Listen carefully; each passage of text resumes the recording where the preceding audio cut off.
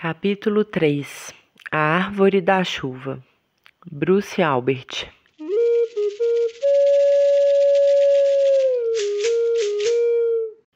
Quero alertar os brancos antes que acabem arrancando do solo até as raízes do céu. Davi Copenaua. Retorno progressivo às cosmologias antigas e às suas inquietações que percebemos de súbito que não eram tão mal fundamentadas. Bruno Latour. Hoje, cerca de 400 milhões de pessoas, povos autóctones e outras comunidades locais, vivem em espaços florestais de que dependem para garantir sua subsistência e seu modo de vida original, principalmente nas zonas tropicais, Amazônia, Bacia do Congo, Indonésia, mas também nas regiões boreais. Os especialistas calculam que seus territórios tradicionais cobrem até 80% das florestas primárias do globo, o que as torna guardiãs de parte considerável dos últimos ecossistemas florestais mundiais, ainda inatos ou em grande parte conservados. Esses espaços representam hoje cerca de 1/3 das florestas existentes e constituem, assim, de maneira indissociável, focos de sociodiversidade, de biodiversidade e de regulação climática de importância vital para o planeta. Os Yanomami, povo indígena de caçadores-coletores e agricultores de Coivara, ocupam um desses vastos territórios, situado de um lado e outro da fronteira da Venezuela com o Brasil e que representa quase 1,5% da floresta tropical ainda preservada do planeta. Esses habitantes da floresta, Urihiteritepe, constituem, portanto, um dos grandes povos amazônicos cuja voz é hoje cada vez mais importante escutar e cujos saberes devem ser seriamente levados em conta.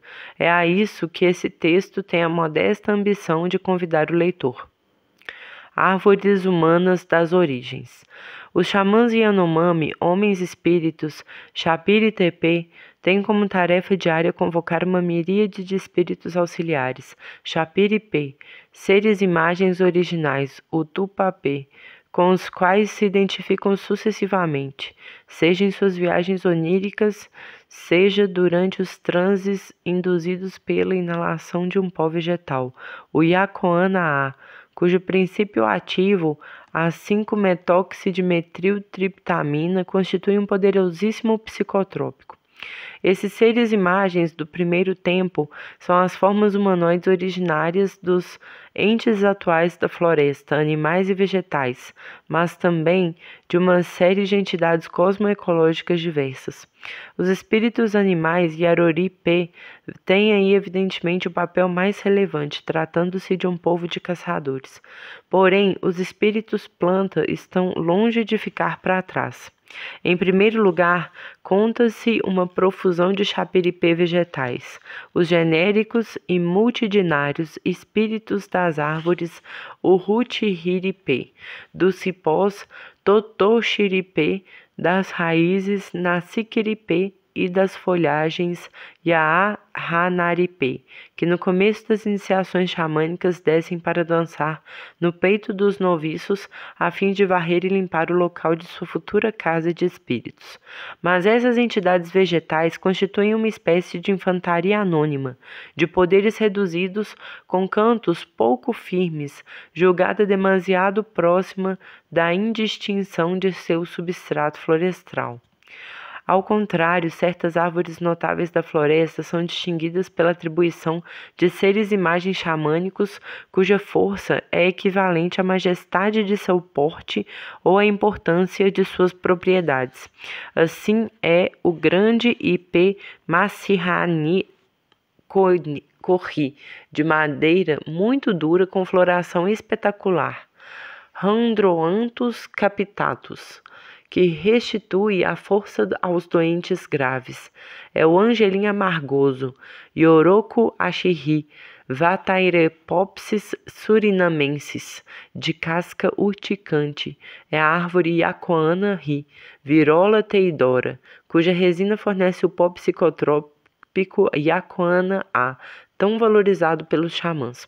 Várias outras árvores, como o cajuaçu, Oruxi-ri, Anacardium gigantecum, a Cedrorana apururri, Cedrelinga caneformis, a Sumaúma, o Arimarri, Ceiba pentandra, o Jatobá, Arocurri, Rimenai parvifolia, e o pau-roxo, Comatima-ri, Peutogine gracilipes.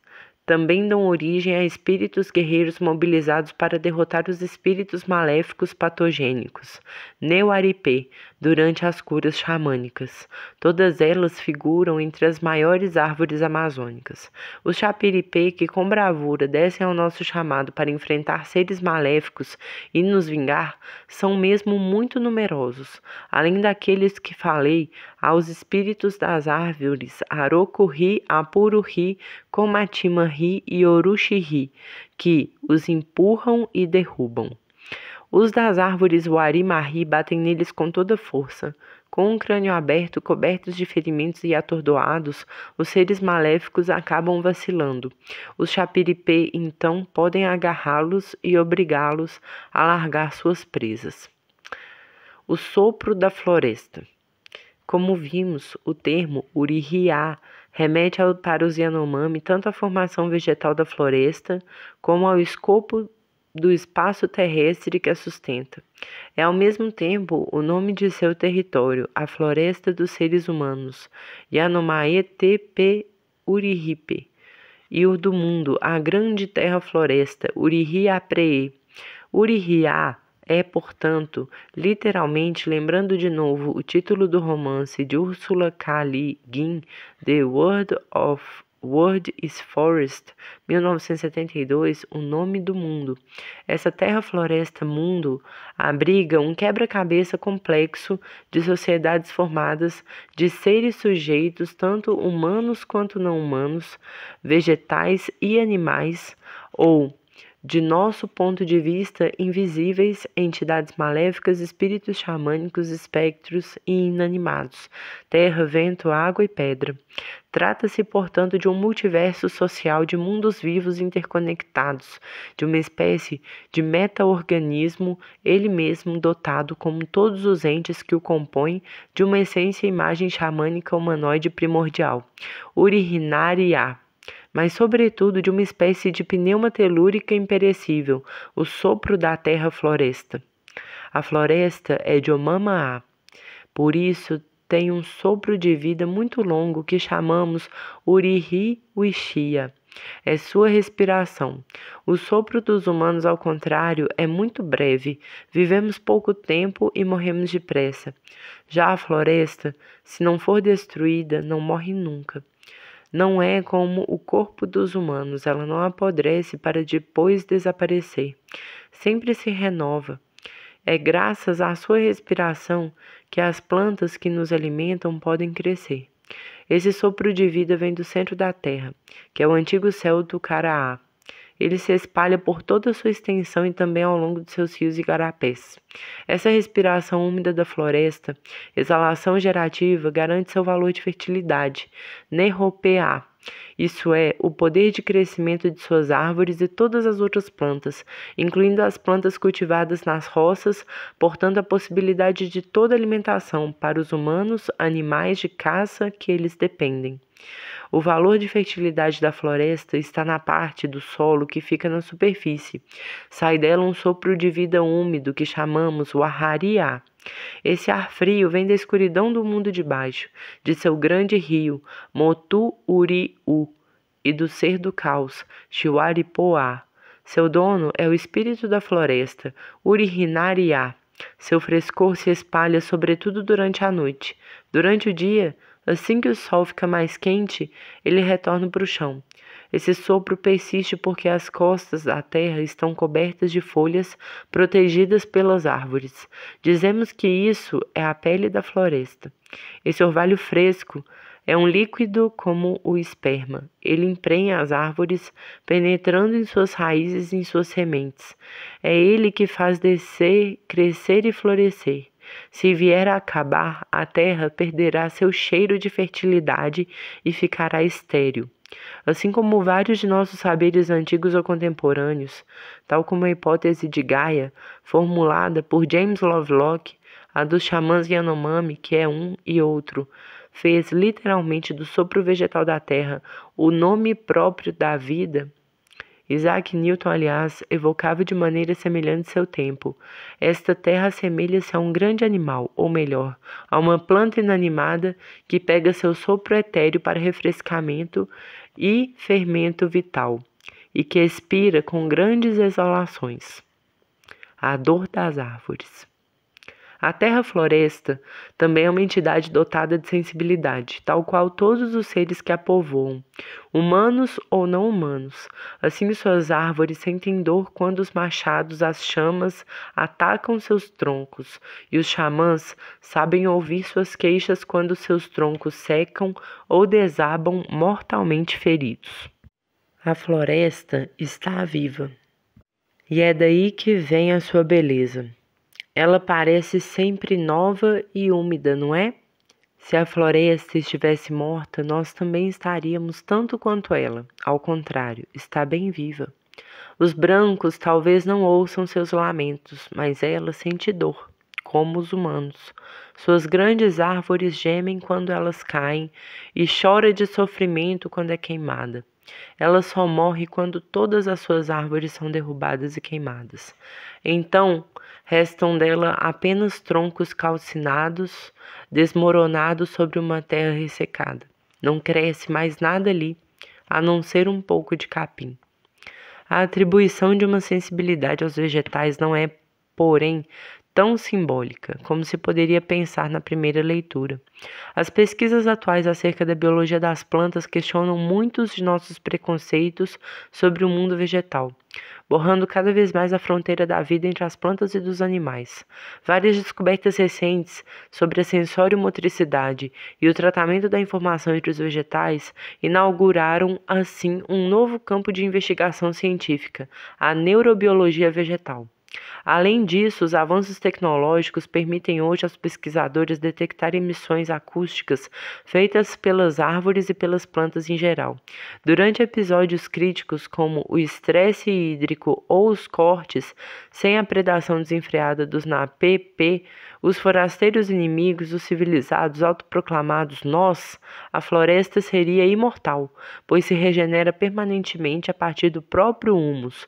Porém, hoje ela está agonizante, derrubada e incendiada, abrindo aos poucos espaço para um solo nu, seco e queimado, onde virá se instalar o Rinariá, o espírito da fome que sopra dia após dia seu pó xamânico nas narinas dos humanos a fim de enfraquecê-los e devorá-los um após o outro.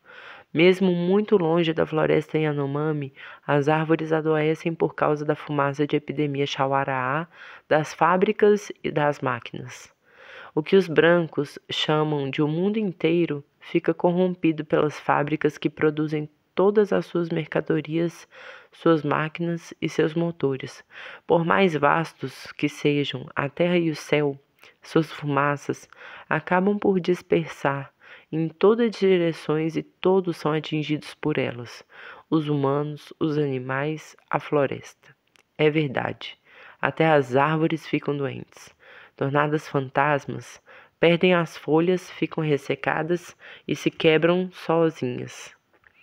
As pesquisas mais recentes sobre o metabolismo das árvores nos incitam novamente a dar essas mesmas observações xamânicas mais crédito do que estávamos acostumados a lhes conferir. De fato, o aumento rápido e sustentado das concentrações atmosféricas de CO2 desde o século XIX parece não ter induzido, como se podia esperar, uma estimulação do crescimento das árvores. Ao contrário, ocasionou uma saturação progressiva de sua capacidade de absorção do dióxido de carbono, bem como uma aceleração de seu envelhecimento.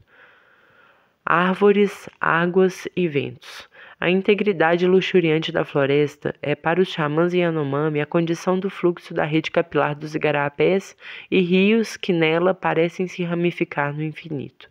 São as árvores gigantes que atraem as precipitações, e é a folhagem de seus cismos imponentes que garante a perenidade das águas em seus subbosques. As árvores vivem, assim, de seu poder de chamar as chuvas, e são as avalistas da umidade viva da floresta. Quando as grandes árvores da floresta, como a sumaúmas uari-marri e as castanheiras hauari-ri, são cortadas, a terra ao seu redor fica dura e ardente. São elas que atraem a água da chuva e a guardam no chão. As árvores que os brancos plantam, mangueiras, coqueiros, laranjeiras, cajueiros, não sabem chamar a chuva. Elas crescem mal, espalhadas pela cidade em estado de fantasma, por isso só há água na floresta quando ela está saudável. Contrariamente à nossa meteorologia clássica, em que o vegetal tem apenas um estatuto subalterno, os xamãs Yanomami consideram que o regime das águas, mas também dos ventos, estão submetidos à influência preponderante da floresta e tributários de sua integridade. Para eles, a floresta está na origem das precipitações e não o contrário. Ainda que uma versão científica dessa inversão de perspectiva, que reloca as árvores no centro das interrogações sobre o clima, está hoje na origem de inúmeras pesquisas sobre a formação das nuvens e o ciclo da água atmosférica que revolucionam as relações entre climatologia, ecologia e botânica. Sabe-se agora que as grandes árvores da floresta amazônica podem bombear do solo e jogar na atmosfera cerca de 1.000 litros de água por dia, o que representa para o conjunto da região 20 bilhões de toneladas de água produzidas pela evapotranspiração florestal diária. Essa umidade circula, aliás, em todo o subcontinente sul-americano na forma de correntes atmosféricas de baixa altitude, verdadeiros rios aéreos que regem o regime pluvial regional, o qual se encontra, assim, cada vez mais afetado pelo desmatamento maciço da Amazônia brasileira. Assim que seu solo, da floresta, é desnudado, o espírito do sol, Motokari, a queima todos os rios e igarapés. Seca-os com sua língua ardente antes de engolir seus peixes e jacarés. Depois, quando seus pés se aproximam da terra, ela começa a assar e fica cada vez mais dura. As rochas das montanhas esquentam a ponto de rachar e explodir. Nenhum broto de árvore pode mais surgir do chão, pois não há mais umidade para manter frescas as sementes e as raízes. As águas retornam para o mundo subterrâneo e a terra ressecada se desfaz em poeira. O ser do vento que nos segue na floresta para nos refrescar como um abano também vai embora. Suas filhas e sobrinhas já não podem ser vistas brincando na copa das árvores. Um calor sufocante se instala por toda parte. As folhas e flores amontoadas no solo secam e se contorcem. O odor fresco da terra desaparece aos poucos, mas nenhuma planta cresce, não importa o que se faça. A imagem de fertilidade da floresta, com raiva, vai embora para longe. Essa observação da relação privilegiada entre as árvores e a chuva é tão determinante no saber Yanomami sobre a floresta que encontra uma tradução cosmológica na forma da figura de Maari, a grande árvore da chuva. Assim, nos limites do nível terrestre, ali onde, no levante, ele fica tão perto das bordas do céu, eleva-se numa noite glacial e lamacenta uma árvore gigante, cuja folhagem, encharcada de água, chora a cântaros as lágrimas de uma chuva perpétua. A floração dessa árvore aquífera está na origem tanto da estação das chuvas como das enchentes dos rios. Para fazer cessar seu fluxo e trazer a estação seca, os xamãs devem, portanto, atacar suas exuberantes folhagens. A árvore da chuva, Maari, é gigantesca e de suas folhas escorre a água o tempo todo. Os xamãs antigos a conhecem bem. Meu sogro me contou que cresce dos confins da terra e do céu. É a morada dos seres da noite Titiri e dos seres minhocas Roremari. Quando a árvore Maari floresce, começa a chover na floresta. As águas dos rios sobem. Para fazê-la parar de escorrer, os espíritos dos japins, naporei e dos macacos guariba devem sacudir sua ramagem com força para fazer cair as flores. Depois, os espíritos araras devem cortar seus galhos, auxiliados pelo espírito anta que os acompanha com sua grande canoa. Quando isso ocorre, a árvore da chuva é rodeada rodeada de calor, e ouvem-se as cigarras. Os espíritos genro do ser do tempo seco vão buscar o sogro, e para chamá-lo de volta à floresta, entoam com ele um diálogo de convite riimo-u. Sonhar a floresta. Todas as elaborações xamânicas sobre as árvores e a floresta que evocamos teriam sido ainda outrora qualificadas como condescendência, como crenças exóticas ou, no melhor dos casos, como metáforas poéticas. Hoje, elas têm um tom muito diferente, sem querer hipostasiar a antecipação intuitiva ou até a ciência do saber dos povos da floresta, convém, no entanto, lhes dar o crédito de uma soma considerável de experiências e observações das relações ecológicas fundamentais, ativas na floresta tropical. Relações que o nosso narcisismo antropocêntrico ocultou teimosamente até hoje. Considerar as árvores como sujeitos de direito, reconhecer-lhes uma sensibilidade, aptidões comunicacionais ou uma influência sobre o clima hoje já não diz respeito à ordem das alegorias edificantes, mas à relação jurídica e científica de ponta. Da mesma maneira, a insurreição dos xamãs em Yanomami contra nossa avidez compulsiva pela mercadoria e sua advertência profética contra a devastação da floresta e a queda do céu tendem cada vez mais, no atual contexto de desastre climático do mundo industrial, a assumir uma perturbadora literalidade ecológica. Assim, essas vozes xamânicas nos fazem entender que a proteção das florestas e o futuro da vida no planeta passam por uma renúncia ao nosso mito utilitarista de uma natureza separada da humanidade, da qual seríamos donos e possuidores até transformá-la em um deserto, enquanto, por remorso, museificamos alguns dos seus últimos fragmentos selvagens. Essas vozes nos ensinam também que nossa hierarquização antropocêntrica e até zoocêntrica dos seres vivos deve ser desconstruída a fim de dar novamente ao mundo vegetal, ao qual devemos nada menos que a atmosfera, a atenção e a centralidade que lhe cabem desde a origem da vida. É a esse esforço intelectual que Davi Copenaua nos incita com benevolência quando declara: acho que vocês deveriam sonhar a terra, pois ela tem coração e respira. A aventura onírica a que ele nos convida é audaciosa, sendo do tipo dessas ardorosas que Antonin Artaud desejava que permitissem extrair novas leis. Assim, se não aprendermos com as reversões de perspectiva ontológica desse pensamento xamânico, o cataclismo ecológico que impomos aos povos indígenas e às florestas em que vivem poderia constituir apenas um modelo reduzido daquele a que estamos prestes a submeter toda a humanidade.